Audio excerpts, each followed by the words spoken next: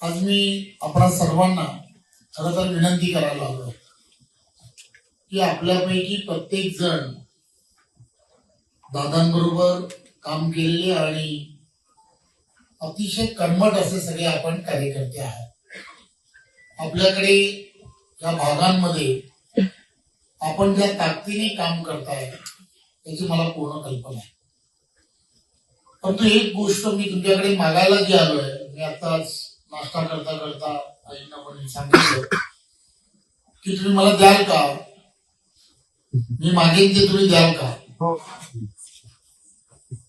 हो तर हो सर. आता काय कामले लोक श्रीवंत विचारपूर्वक सांगतो. मला आता पटलंय. बरेच वर्ष अशी लोक सांगत राहतात की श्रीगोंद्यामध्ये सगळं फार वैचारिक दृष्ट्या सगळी जण राहतात. आता पटलं मला. त्या प्रश्नाचं उत्तर देतो. मी काही फार मागणार नाही. परंतु एक गोष्ट मी यासाठी मागे, विक्रम एक अतिशय गुणी कार्यकर्ता आहे, चांगला वक्ता आहे, त्याच्याकडे वय आहे. बरेच जण राजकारणामध्ये हे 40-45च्या नंतर राजकारण करायला सुरुवात करतात. परंतु तुमच्या सर्वांच्या कृपेमुळे त्याच्याकडे अजूनही त्याचं वय तरुण आहे, प्रचंड प्रवास करू शकतो.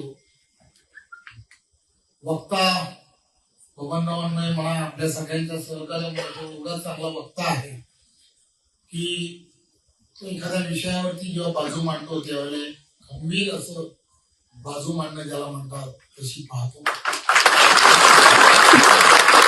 सर्व महाराष्ट्र त्यांनी काही विषय जे आता मांडले आणि त्याचा परिणाम जो आहे तो परिणाम सुद्धा अख्ख्या महाराष्ट्राने पाहिलाय.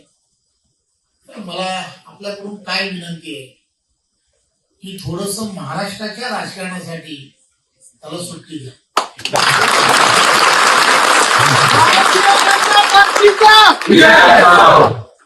मी यासाठी सांगण्याचा प्रयत्न करतोय की या ठिकाणी या भागामध्ये जे आवश्यक आहे ते देशाचे पंतप्रधान नरेंद्र मोदीजी यांच्या नेतृत्वामध्ये, आदरणीय देवेंद्रजींच्या नेतृत्वामध्ये जे जे विषय जे प्रलंबित असू शकतात ते आपल्याला पूर्ण करता येतील.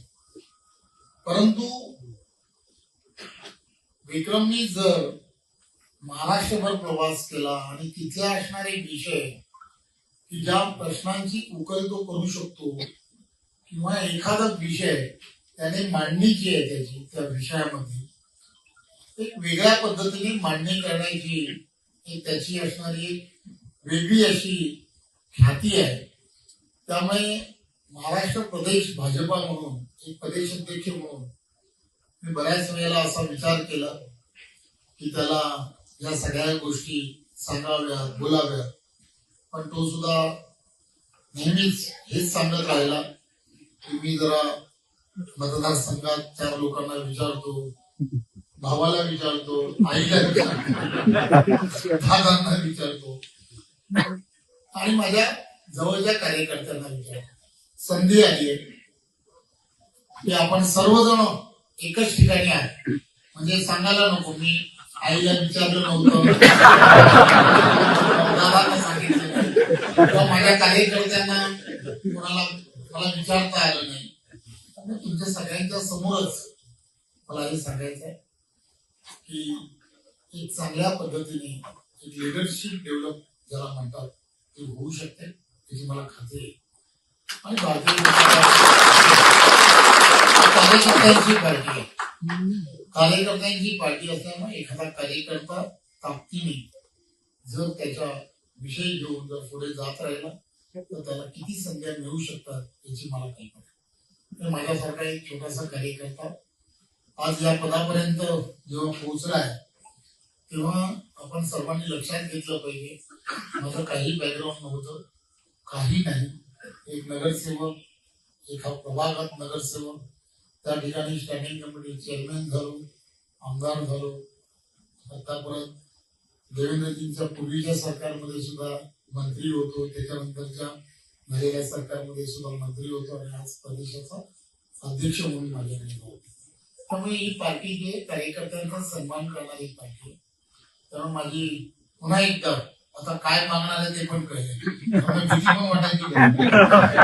तुमचं काही द्यायचं नाहीये, आमची परवानगी आहे साहेब. बस मग काय बरोबर आम्ही फिरलेलो आहेत महाराष्ट्रात 45 दिवस बरोबर, आणि त्याची कॅपॅसिटी आहे, वक्तृत्व आहे, विधान सगळेच प्रश्न आहे, महाराष्ट्रात नाव झालंय त्याचं. आम्ही तुमच्या ताब्यात दिला त्याला.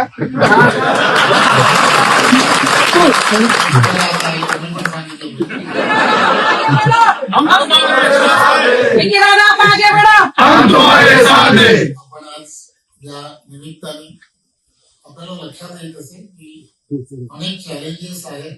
देशाचे पंतप्रधान नरेंद्र मोदीजी देशाला महासत्ता विकसित भारत बनवण्याच्या दिशेने जेव्हा जात आहेत त्यावेळेला बाजू अतिशय योग्य प्रकारे मांडणं हे फार महत्वाचं असतं.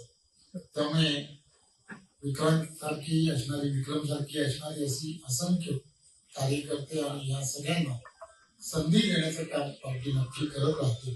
त्यामुळे माझी पुन्हा एकदा विनंती आहे, आपण सर्वांनी जो मला शब्द दिलाय त्याबद्दल पुन्हा एकदा सगळ्यांना धन्यवाद.